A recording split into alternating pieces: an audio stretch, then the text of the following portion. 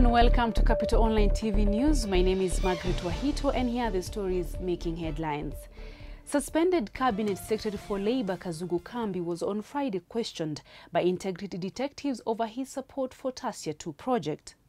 His vocal support for the National Social Security Fund project, despite what the Ethics and Anti-Corruption Commission says was irregular approval of the project, raised suspicion. Siaya Senator James Orengo and suspended Transport Principal Secretary Nduva Muli also appeared before the Commission's detectives on Friday for questioning on corruption accusations made against them. Residents of Somalia's capital Mogadishu on Thursday condemned as collective punishment Kenya's shutting down of money transfer services to the country. Kenya on Wednesday froze key transfer companies vital for impoverished Somalia as a part of a crackdown on alleged Sabab supporters following the university's massacre of almost 150 people by the Islamists last week. And in other news, 6 U.S. senators are in the country ahead of President Barack Obama's visit in July. According to sources at the U.S. Embassy, the senators are in the country to discuss Obama's upcoming visit, ways the two countries can collaborate to fight extremism, and the government's efforts against graft.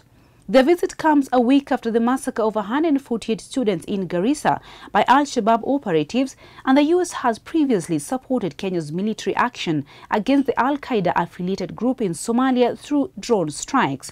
Their visit also follows President Uhuru Kenyatta's suspension of 5 of his cabinet secretaries to allow for graft investigations, a move the U.S. government has supported.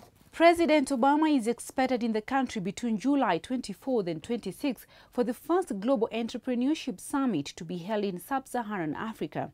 U.S. Ambassador to Kenya Robert Godek says the summit is part of the effort to grow economic ties between the two continents, following the U.S. Africa Leaders Summit held in Washington last year. And in business, sub-Saharan Africa's growth is expected to slow in 2015 to 4% from 4.5% in 2014, according to the World Bank. Slower expansion of economic activity largely reflects the fall in oil prices and other commodities on the region's economies, even though net oil importers would see gains.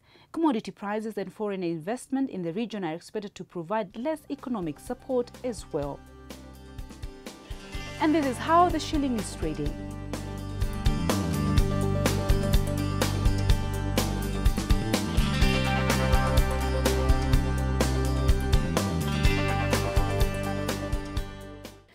And from the sports desk, Dismas Indiza has bettered his score to 6 under par with 7 holes to play in the ongoing Barclays Kenya Open Golf Championship at the current country club. Professional golfers of Kenya captain John Wangai is confident more Kenyans will make the cut by the end of the day despite starting on a low.